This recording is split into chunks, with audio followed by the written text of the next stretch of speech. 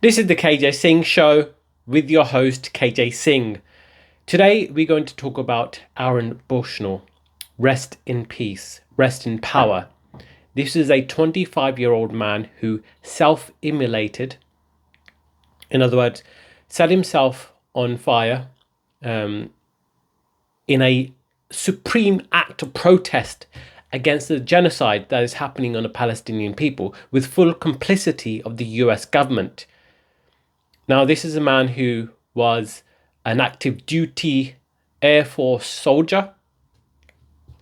He was and he was traumatized and was obviously morally could not hold it within himself to be part of a nation, or complicit in a nation that is just giving the green light to genocide happening on the Palestinian people in this current genocide, where more than 29,000 civilians, well, vast majority are civilians who are Palestinians who have been killed by Israel, of which between 12,000 to 17,000 are children. And this was a very powerful act of protest. And now, naturally, this would shock anyone to our core, and is with good reason, because he gave him his own life, the ultimate sacrifice. And it's not something I would recommend naturally, because of course, everyone has their own destiny to play, and his destiny, or rather, obviously destiny isn't quite the right nomenclature, but it was within him, his own conscience, to bring light to the conversation and drive home the point that this is a unbelievable genocide, unbelievable act of genocide that obviously, it's the greatest crime of all crimes. There's no crime greater than genocide. And this man, he pulled all the stops here in order to bring light to it. This is a selfless act. Of course, there is no self after death. And so, this is a man of conscience.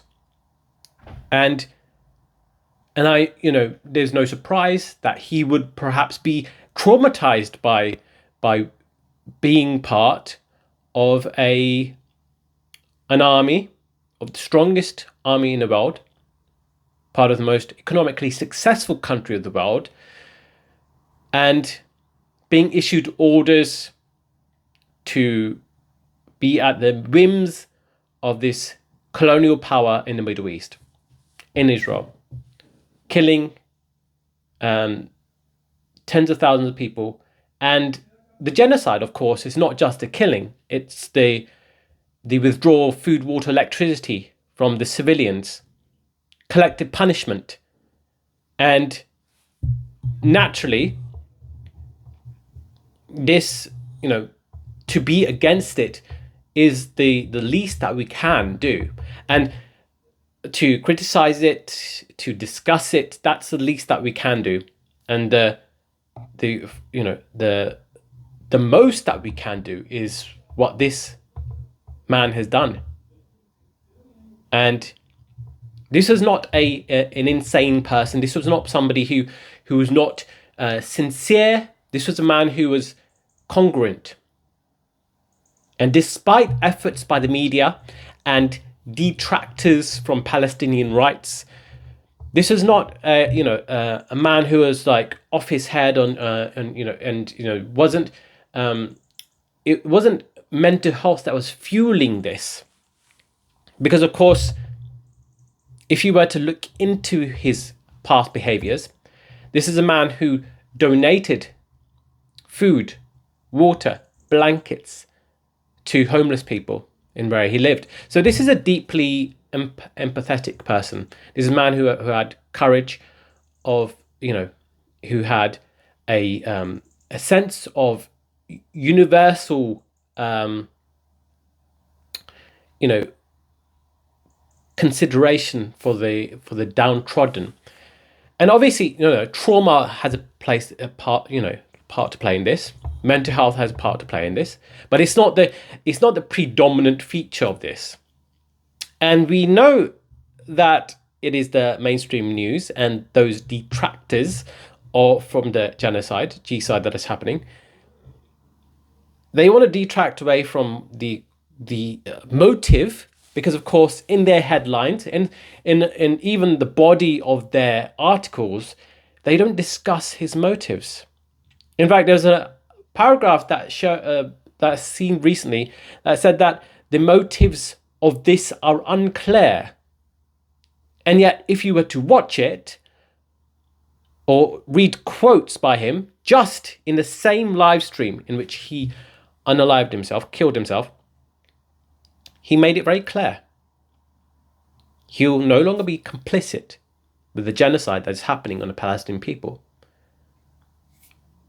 He's, talks about how our rulers are complicit with this genocide.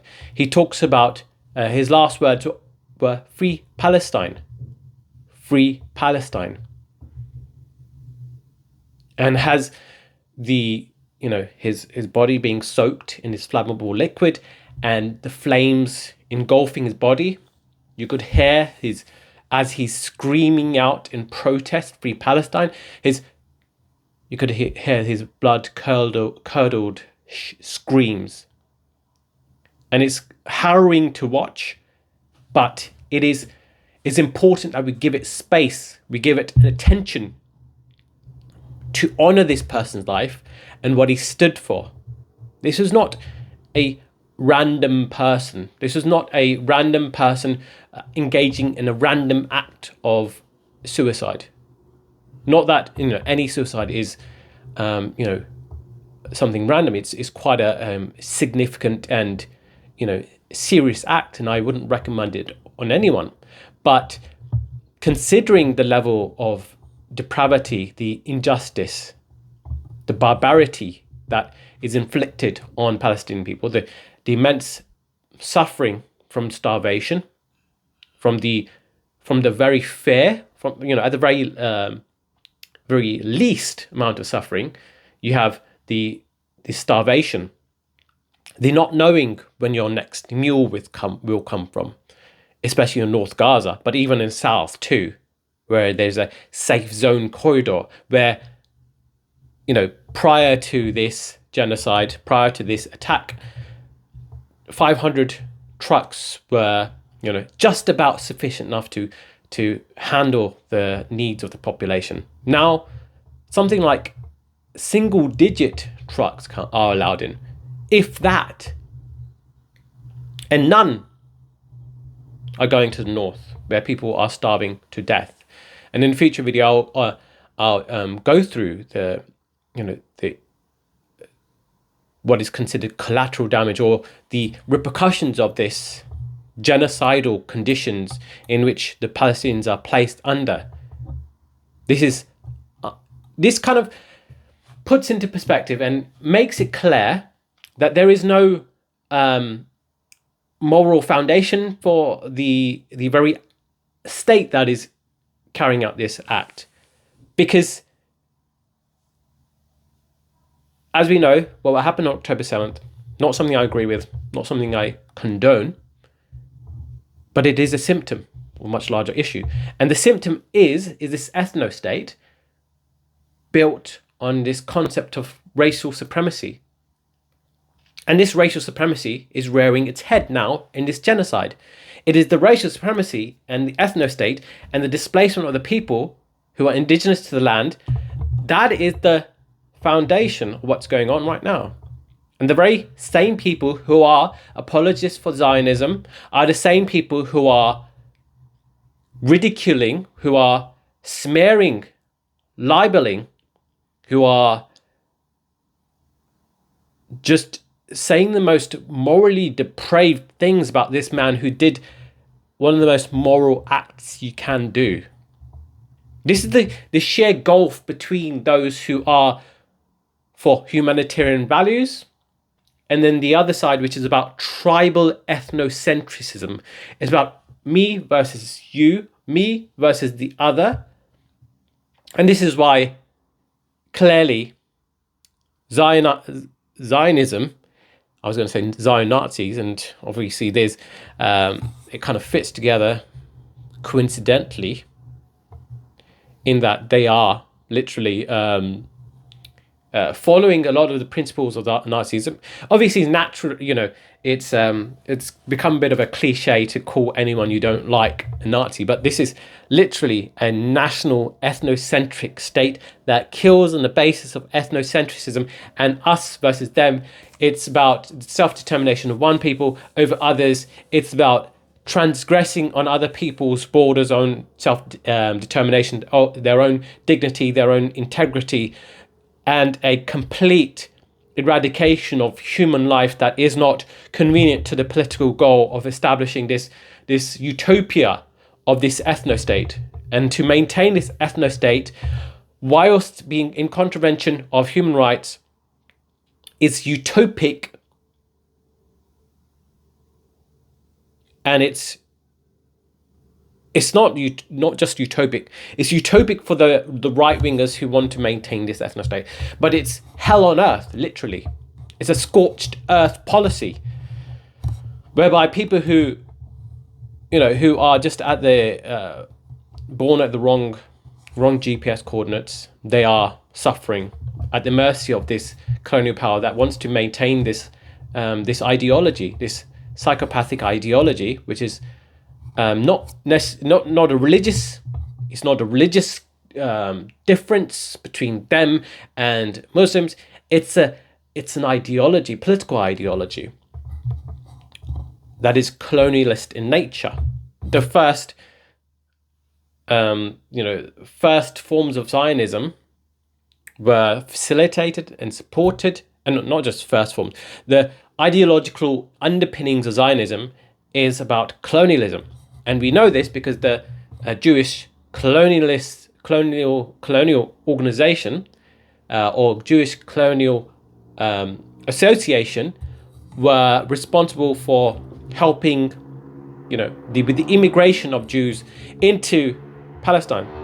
Originally, it was helping them move to Argentina because that was considered the homeland, until it was with the help of the British, the anti-Semitic Zionist British, with the help of James Arthur Balfour, who simultaneously signed Balfour Declaration to give Jews a homeland in Palestine, but also 1905 signed the Aliens Act, which excluded Jews and Eastern Europeans from migrating to the UK, which proved to be quite devastating for Jewish people during the Holocaust, where there are case files of 500,000 Jews who could not settle in the UK during the period of 1939 to 1945.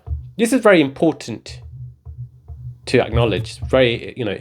It goes to show that the right-wingers who support Zionism now would be on the side of the Nazis if they were simply born in the circumstances that would identify with the Aryan race.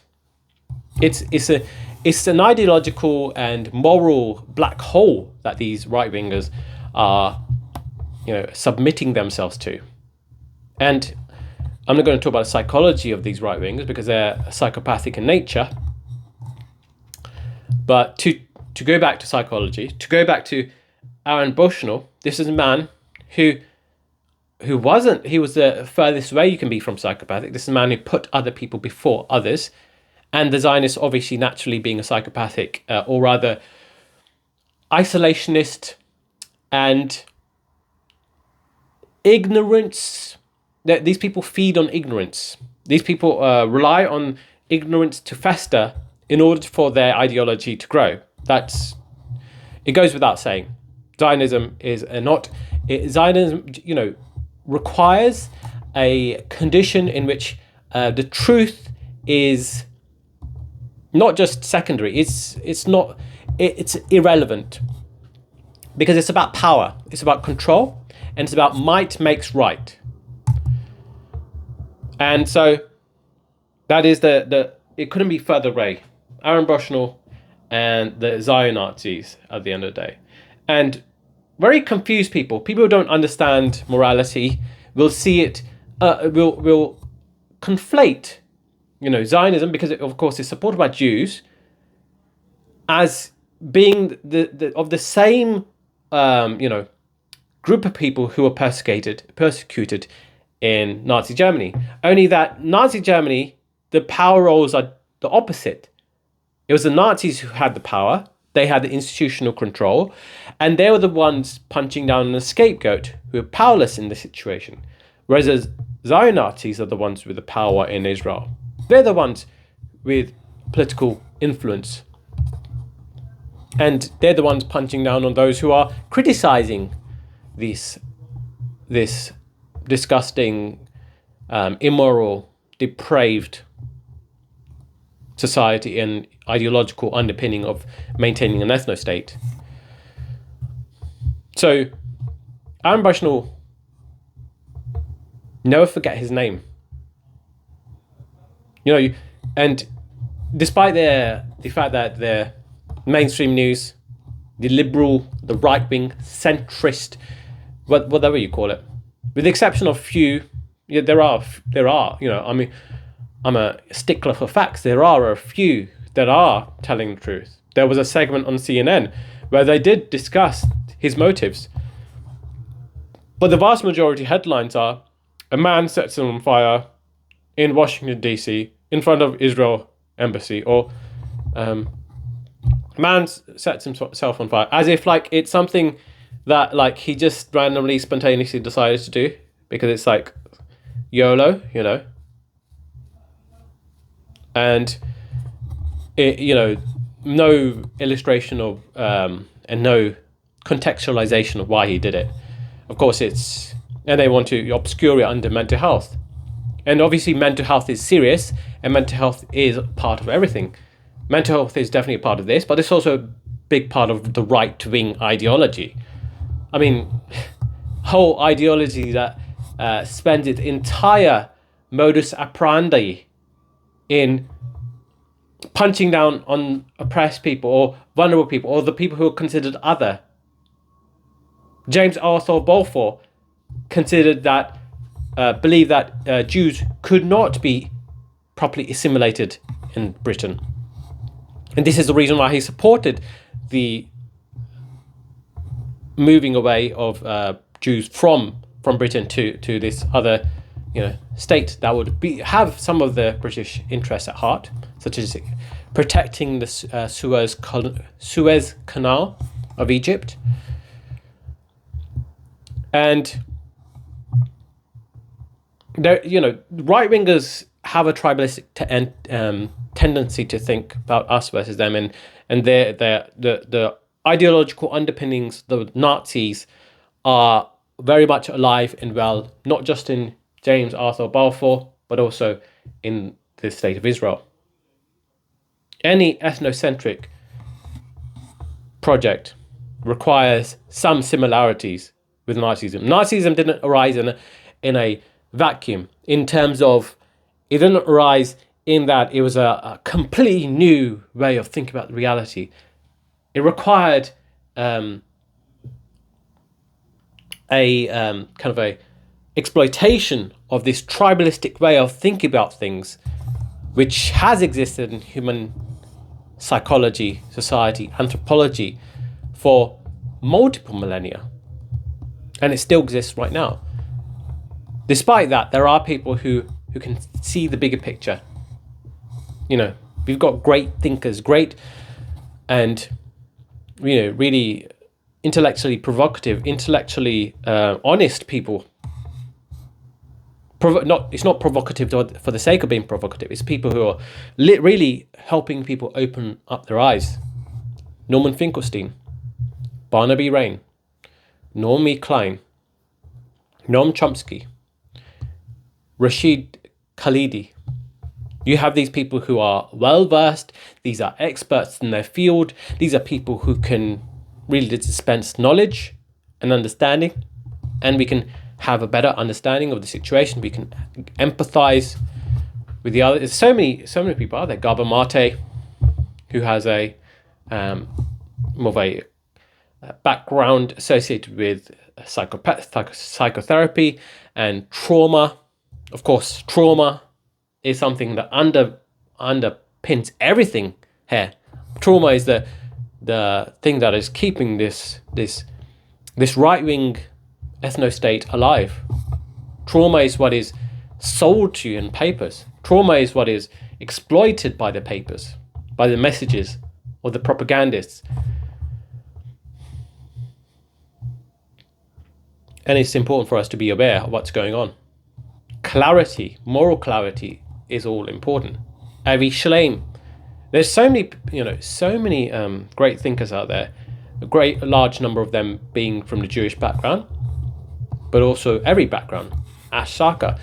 I mean, it's not a surprise that a lot of leftist progressives come from Jewish background, because of course there's a great leftist tradition in the Jewish diaspora, but also in Jewish populations everywhere. But it's so close to the heart. It's so close to home. The moral lessons of the Holocaust have been completely misunderstood and construed, and even cynically exploited for political gain by right-wingers in Israel, right-wingers in the Western world, generally speaking. And you can see this no more clearer than in Germany, where obviously the education system has been built from the ground up to protect the self-determination of Jews, which is understandable, but gives them complete blinkers when it comes to the oppression of the Palestinian people. And so they cannot see it as a case for humanitarian values and principles that can be applied to everyone. It would have to be seen as through the lens of tribal agreements, of which they want to maintain that the Jewish self-determination is more important than this self-determination, that self-determination. And it creates a hierarchy of racism, which is exactly what the Nazis did. And obviously, I don't want to be too hyperbolic here, but it is the hierarchy of racism makes it more acceptable for a genocide to happen. And that's the nature of the beast. There's so much more to talk about Aaron Bushnell, because it is quite a shock to our collective consciousness, and he'll never be forgotten. And, because of course he died for the greatest of motives. Not that I would recommend it, but this is a man of great moral courage, of wisdom, of seeing humanity in more greater collective. And we have to think along these lines as we face more global, universal issues like climate change, of catastrophe, possibility of World War III. Anyways, hope you enjoy this video. Please like, comment, and subscribe. That'd be very much appreciated. More on Aaron Bushnell. Rest in power, Aaron.